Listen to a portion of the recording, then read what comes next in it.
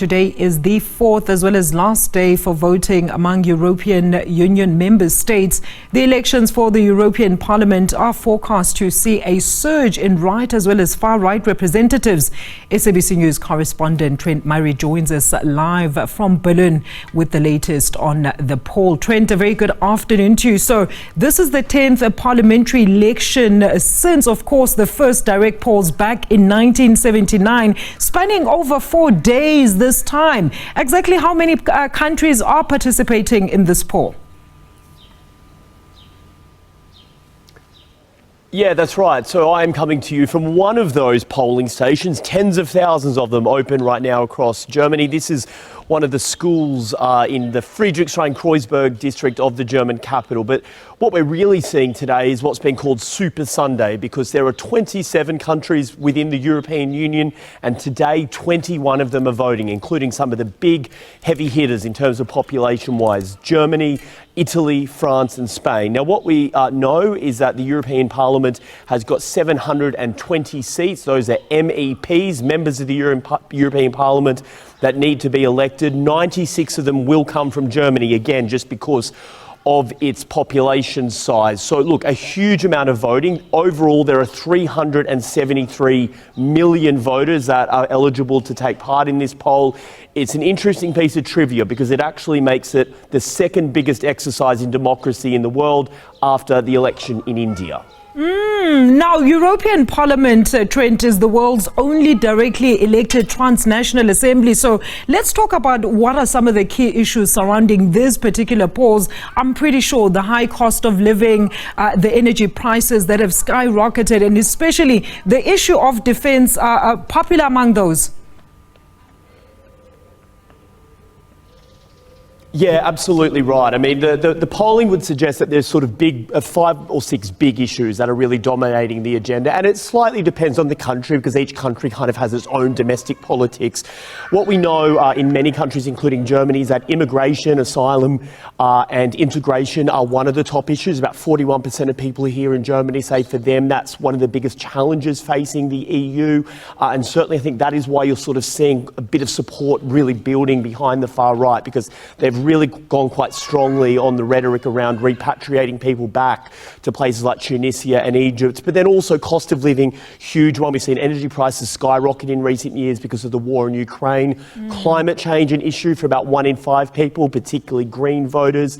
And then also for defence is another big one, given that, because of what we're seeing in Ukraine, Europe now spending huge amounts of money on new weapons and beefing up its armed forces. And for many people, they say that is a really big issue. So a lot to unpack there, obviously, and there's a lot, I think, for voters to consider when they go into the ballot box in buildings like that one behind me. But certainly we will start to get a sign of how things are tracking when the first set of results are released at 11 p.m. European time. I believe that's 11 p.m. Joburg time as well. That is when polls in Italy will close, the last country. It's all over then. We'll start to get some results. And with that in mind, Trent, let's then elaborate a little bit on how these actual elections will actually affect EU policy as well as governance. Yeah, look, it's a really good question. I think what we have to watch and see is just how well these anti-establishment parties go. We've seen anti-establishment nationalist parties really rising in the ranks of the polling, the far right, as I say, but also some from the far left, kind of more the communism part of the spectrum, in smaller numbers, I should say, but they are there. And I think the reason I believe this is important is because when they're going against the anti-establishment, the traditional parties, the parties that always have had the levers of power, well, it could represent a real shift in some policies. Again, immigration is a big one. Those far-right parties really want to ratchet up the borders around the European Union and are pushing for this return policy. Trade policy is another one as well. Do some of these parties want to try and do deals with other parts of the world like China and India? They're less sort of transatlantic oriented as some of the traditional parties. And then also cost of living, I think, is a big one. Certainly one of the big issues on the agenda is the expensive of zero net zero carbon emission plans. You know, there's a big green agenda here, but many parties have leveraged the fact that that's costing people more. You know, it's obviously a debate that is being had right now, but could Europe move towards maybe rolling back some of those green sort of agenda issues? We'll have to wait and see. But yeah, look, it's an important election. Of course, national elections always get much bigger turnout in Europe than European Union ones, but nevertheless, really what happens in Brussels is of immense importance to the rest of Europe, but also the rest of the world, because it really will kind of take forward how Europe positions itself in the world over the next 5 years of this parliamentary term. Absolutely. And in closing, Trent, I mean, that's a huge number, 373 million, as you've indicated, eligible to vote.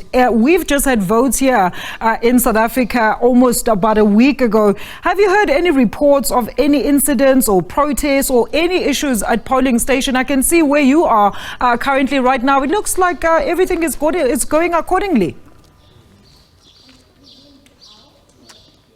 Look, everything is moving pretty smoothly here, I have to say, with sort of textbook German efficiency, one could potentially argue. Look, we haven't had any reports that I've seen so far of any voting irregularities, but we know election officials are keeping a close eye on it. What is very interesting about EU elections is that it's not one big election, actually. It's 27 separate elections held by the relevant electoral authorities in each of the countries. So you can imagine with the different systems and the different languages and the different bureaucracy involved, it is a lot of work, but the EU obviously has a lot of time planning all of this. They've got experience running it in the past. And then what they will do tonight is, as those votes come in from different countries' electoral authorities, they will tally them all up in Brussels to kind of give us a wider picture of how the cards will fall.